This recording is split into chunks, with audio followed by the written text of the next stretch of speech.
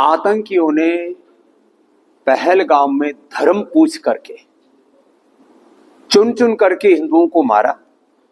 और किसी ने यह कहा कि मैं हिंदू नहीं हूं तो बोले कलमा पढ़ो, और गोलियों से भून दिया गया।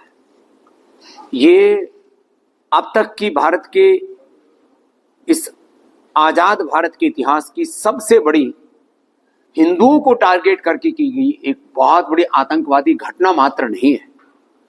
उनका इरादा जम्मू कश्मीर से लेकर के भारत के हर गांव गली मोहल्ले में हिंदू मुसलमान जो मिलजुल करके रहते हैं उनके भीतर नफरत पैदा करना, देश में खून खराबा और गृह युद्ध जैसे करने के मंसूबे हैं। लेकिन इनके मंसूबों को भारत के लोग कामयाब नहीं होने देंगे। हर एक व्यक्ति को ऐसे खड़ा होना होगा पूरे हिंदुस्तान में कि वो स्वयं एक सेना का प्रतिनिधि है, वह एक पैरामिलिट्री का, मिलिट्री का, फौज का प्रतिनिधि है, वो भारत का एक योद्धा नागरिक है। मुझे तो हाथ जोड़ करके एक प्रार्थना करनी है भारत सरकार से कि अब पीओके उसका विलय भारत में कर लेना चाहिए और जितने आतंकवादी वहां कैंप चल रहे हैं टारगेट करके उनको ध्वस्त करना चाहिए।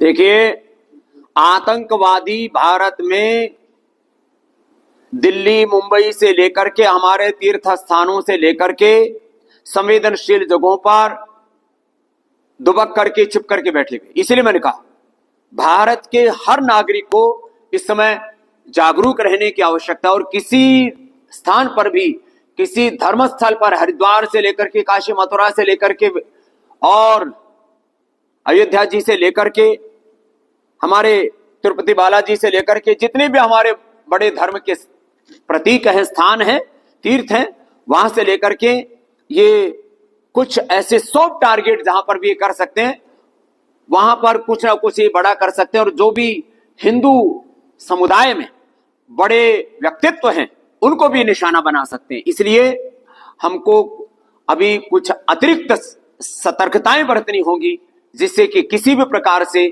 आतंकी सोच रखने वाले लोगों के मंसूबे पूरे ना हो।